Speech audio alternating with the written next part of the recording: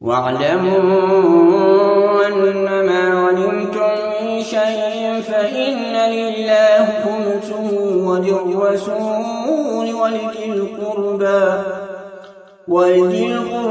واليتامى والمساكين وابن السبيل إن كنتم آمنتم بالله وما أنزل على عبدنا يوم الفرقان يوم التقى الجمعان والله على كل شيء قدير. إذ أنتم بالعداوة الدنيا وهم بالعداوة القصوى والركب أسفل منكم ولو تواعدتم لاختلفتم في الميعاد ولكن ليقضي الله أمرا كان مفعولا ليهلك من هلك عن بينة ويحيي من حي عن بينة وإن الله لسميع عليم. إذ يريكهم الله في منامك قليلا ولو أراكهم كثيرا لفشلتم ولا تنازعتم في الأمر ولكن الله سلم إنه عليم بذات الصدور. وإذ يريكهم التقيتم في أعينهم قليلا ويقللكم في أعينهم ليقضي الله أمرا كان مفعولا وإلى الله ترجع الأمور. يا أيها الذين آمنوا إذا لقيتم فئة فاثبتوا واذكروا الله كثيرا لعلكم تفلحون. وأطيعوا الله ورسوله ولا تنازعوا وتفشلوا وتذهب ريحكم واصبروا إن الله مع الصابرين. ولا تكونوا كالذين خرجوا من ديارهم بطرا ورئاء الناس ويصدون عن سبيل الله والله بما يعملون محيط. وإذ زين لهم الشيطان أعمالهم وقال لا غالب لكم اليوم من الناس وإني جار لكم فلما تراءت الفئتان نكص على عقبيه وقال إني بريء منكم إني أرى ما لا ترون إني أخاف الله والله شديد العقاب. إذ يقول المنافقون والذين في قلوبهم مرض غر هؤلاء دينهم ومن يتوكل على الله فإن الله عزيز حكيم. ولو ترى إذ يتوفى الذين كفروا الملائكة يضربون وجوههم وأدبارهم وذوقوا عذاب الحريق ذلك بما قدمت أيديكم وأن الله ليس بظلام للعبيد. كداب آل فرعون والذين من قبلهم كفروا بآيات الله فأخذهم الله بذنوبهم إن الله قوي شديد العقاب.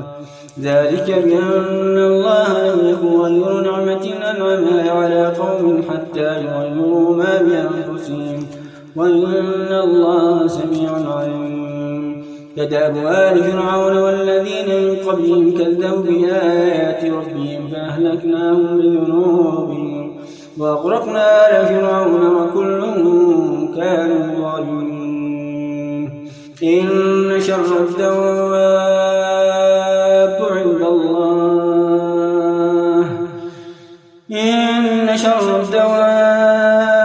عند الله الذين كفروا فهم لا يؤمنون. الذين عاهدت منهم ثم ينقضون عهدهم في كل مرة وهم لا يتقون. فإما تثقفنهم في الحرب فشرد بهم من قلبهم لعلهم يذكرون. ومن تخافن من قوم خيانة فانبذ بهم إليهم على سواء إن الله لا يحب الخائنين. ولا يحسبن الذين كفروا سبقوا إنهم لا يعجزون. وأعدوا لهم ما استطعتم من قوة ومن رباط الخيل ترهبون به عدو الله وعدوكم وآخرين من دونهم لا تعلمونهم الله يعلمون.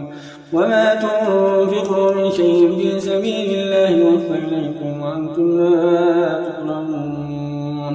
وإن جنحوا للسلم فاجنح لها وتوكل على الله إنه هو السميع العليم.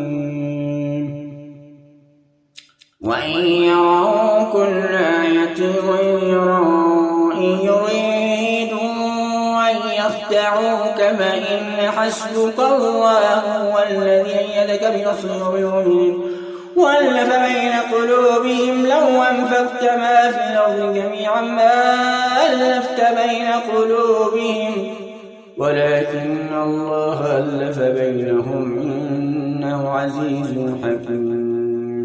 يا أيها النبي حسبك الله ومن اتبعك من المؤمنين. يا